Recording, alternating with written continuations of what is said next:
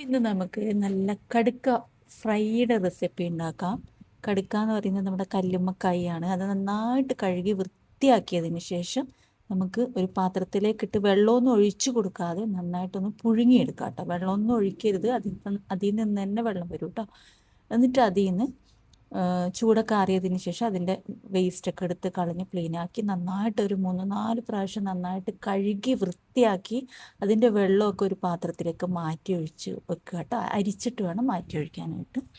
ആ ഒരു വെള്ളം നമുക്ക് ആവശ്യമായിട്ട് വരും. എന്നിട്ട് നമ്മളൊരു പാൻ അടുപ്പിലേക്ക് വെച്ചിട്ടുണ്ട്. അതിലേക്ക് വെളിച്ചെണ്ണ ഒഴിച്ചു കൊടുക്കാം.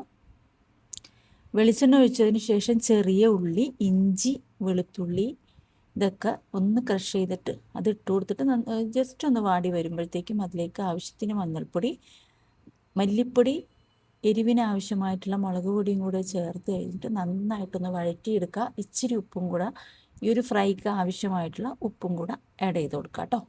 എന്നിട്ട് നന്നായിട്ടൊന്ന് മൂപ്പിച്ചെടുക്കുക. നമ്മൾ മസാലയൊക്കെ നന്നായിട്ട് മൂത്ത് വരട്ടെ. അതിനുശേഷം നമുക്ക് നന്നായിട്ട് കഴുകി ഒരു 5-6 പ്രാവശ്യം നന്നായിട്ടൊന്ന് ഷെയ്ക്ക് ചെയ്ത് കഴുകിയെടുക്കണം കേട്ടോ. എന്നിട്ട് ആ കല്ലുമ്മക്കായ ഇട്ട് കൊടുക്കുക. എന്നിട്ട് ആ കല്ലുമ്മക്കായിൽ നിന്ന് നമ്മൾ പുഴുങ്ങിയെടുക്കുമ്പോൾ വന്ന ആ വെള്ളം ഉണ്ടല്ലോ അത് അരിച്ചിട്ട് ഇതിലേക്ക് ഒഴിച്ചു കൊടുക്കുക. എന്നിട്ട് വറ്റിച്ചെടുക്കണം കേട്ടോ. നന്നായിട്ട് വറ്റി വന്നു കഴിഞ്ഞാൽ ആവശ്യത്തിന് കുരുമുളക് പൊടിയും ഇത്തിരി മല്ലിയിലയും കൂടി ഇട്ട് കൊടുക്കുക.